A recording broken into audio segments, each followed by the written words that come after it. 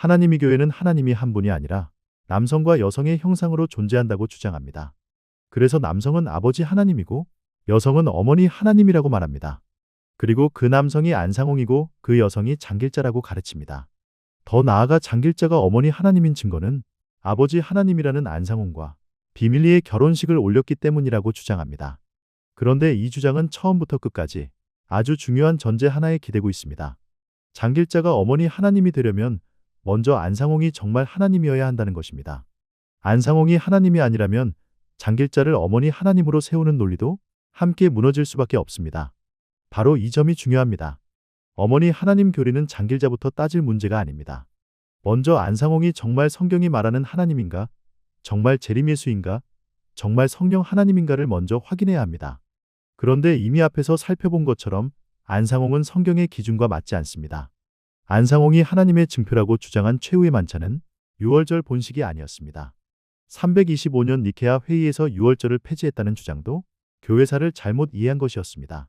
또한 재림예수도 다시 육신으로 오는 것이 아니라 성령으로 성도들 안에 임하시는 것으로 성경은 말하고 있습니다. 유월절을 비롯한 7절기 역시 예수님이 모두 완성하셨지 다시 날짜를 정해 반복하라고 남겨두신 것이 아니었습니다. 그러므로 안상홍이 성경의 예언과 맞지 않는다면 그와 비밀리에 결혼식을 했다는 이유만으로 장길자가 어머니 하나님이 될 수는 없습니다. 더구나 어떤 사람과 결혼했다는 사실 자체가 하나님이라는 증거가 될 수는 없습니다. 상대가 하나님이 아니라면 그 결혼은 더더욱 신격의 증거가 될 수 없습니다. 하나님의 교회는 육적으로 결혼한 사건 하나를 붙잡고 그것을 하나님의 증거로 바꾸어 버렸으나 성경은 그런 방식으로 하나님을 증거하지 않습니다. 이제 하나님의 교회가 자주 사용하는 또 다른 근거를 보겠습니다. 그들은 창세기 1장을 보여주며 하나님이 자기 형상대로 사람을 창조하시되 남자와 여자로 창조하셨으니 하나님도 남성과 여성으로 존재한다고 주장합니다. 또 하나님을 가리키는 엘로힘이라는 단어가 복수처럼 보이기 때문에 하나님은 절대로 한 분일 수 없고 아버지 하나님과 어머니 하나님이 함께 존재해야 한다고 말합니다. 겉으로 보면 그럴듯해 보이지만 이것은 단어 하나를 붙잡고 성경 전체를 거꾸로 읽는 해석입니다. 먼저 엘로힘이라는 표현은 하나님께만 독점적으로 쓰이는 말이 아닙니다. 성경에서는 우상이나 다른 신적 존재들, 천사적 존재들을 가리킬 때도 엘로힘 계열의 표현이 사용됩니다. 즉 이 말은 영적 존재, 신적 영역에 속한 존재를 넓게 가리킬 때도 쓰이는 표현입니다. 그러므로 엘로힘이 복수처럼 보인다고 해서 곧바로 아버지 하나님과 어머니 하나님이라는 두 신격을 세울 수는 없습니다. 또 창세기 1장에서 남자와 여자를 창조하셨다고 해서 하나님 안에 남성과 여성 두 신이 존재한다고 결론 내리는 것도 성경의 흐름과 맞지 않습니다. 성경에 나오는 남자와 여자는 아담과 하와입니다. 그런데 성경은 아담과 하와를 단지 인간 남녀의 출발점으로만 두지 않고 장차 나타날 더 큰 영적 구조를 비추는 모형으로 사용합니다. 곧 그리스도와 그리스도 안에서 생명을 얻는 성도들의 관계를 보여주는 그림자로도 사용합니다.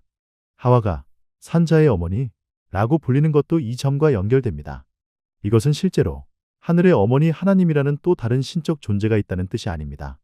생명이 이어지고 자녀가 태어나는 구조를 보여주는 상징적 표현입니다. 성경은 영적 생명이 어떻게 전달되는지를 설명할 때 어머니, 자녀, 해산하는 여인 같은 표현을 자주 사용합니다. 이것은 문자 그대로 또 다른 여성신을 세우려는 말이 아니라 복음과 생명의 전달 구조를 비유적으로 보여주는 방식입니다. 이 부분은 신약을 보면 더 분명해집니다. 바울은 성도들을 향해 자녀라고 부르고 복음을 전하는 수고를 해산의 고통처럼 말합니다. 요한도 성도들을 나의 자녀라고 부릅니다. 남자인 바울과 요한이 이런 표현을 쓴다고 해서 그들이 실제 여성이 되거나 어머니 하나님이 되는 것은 아닙니다. 이것은 복음을 통해 영적 생명이 태어나는 관계를 설명하는 비유입니다. 성경은 이런 방식으로 어머니라는 상징을 사용합니다. 즉 성경에서 어머니라는 표현이 나온다고 해서 그것을 곧바로 실제 어머니 하나님이라는 존재로 바꾸면 안 됩니다. 성령으로 성도들 안에 임하신 예수님은 성도들을 통해 말씀하게 하시고 그 말씀을 들은 자들이 회개하고 새 생명을 얻어 하나님의 자녀로 태어나게 하십니다. 그래서 복음을 전하고 생명을 낳는 역할을 하는 사람이나 공동체를 비유적으로 어머니처럼 표현할 수 있는 것입니다. 이것은 역할에 대한 상징이지 실제 신적 여성 존재를 증명하는 말이 아닙니다. 바로 여기서 하나님의 교회의 가장 큰 문제가 드러납니다. 하나님의 교회는 비유를 존재로 바꾸고 상징을 실체로 바꾸고 역할을 신격으로 바꾸어 버립니다. 성경은 어머니라는 표현을 통해 생명의 전달을 설명할 뿐인데 하나님의 교회는 그 표현을 붙잡아 실제 어머니 하나님이라는 존재를 만들어냅니다. 그리고 그 자리에 장길자를 끌어다 놓습니다. 이것은 성경이 말하는 방식이 아니라 비유를 오해해서 교리로 굳혀버린 것입니다. 오늘 내용을 아주 쉽게 정리하면 이렇습니다. 장길자가 어머니 하나님이 되려면 먼저 안상홍이 하나님이어야 합니다. 그러나 안상홍 자체가 이미 성경의 예언과 맞지 않습니다. 그러므로 장길자 역시 어머니 하나님이 될 수 없습니다. 또 창세기의 남자와 여자, 엘로힘이라는 표현, 하와의 어머니 상징은 실제 어머니 하나님이라는 또 다른 신적 존재를 세우기 위한 말이 아닙니다. 성경에서 말하는 어머니 상징은 영적 생명과 복음의 전달을 보여주는 비유입니다. 결국 하나님이 교회의 어머니 하나님 교리는 성경이 말하는 진리가 아니라 안상홍 신격화 위에 덧붙여진 마지막 결론입니다. 그리고 그 결론은 비유를 오해한 데서 나온 것입니다. 성경은 아버지 하나님과 어머니 하나님이라는 두 신을 말하는 것이 아니라 오직 한 분 하나님께서 그리스도 안에서 생명을 주시고 성령으로 자기 백성 안에 역사하신다고 증거합니다. 그러므로 우리가 붙들어야 할 것은 인간을 신으로 만드는 교리가 아니라 성경이 말하는 한 분 하나님과 그분이 주시는 참된 생명입니다.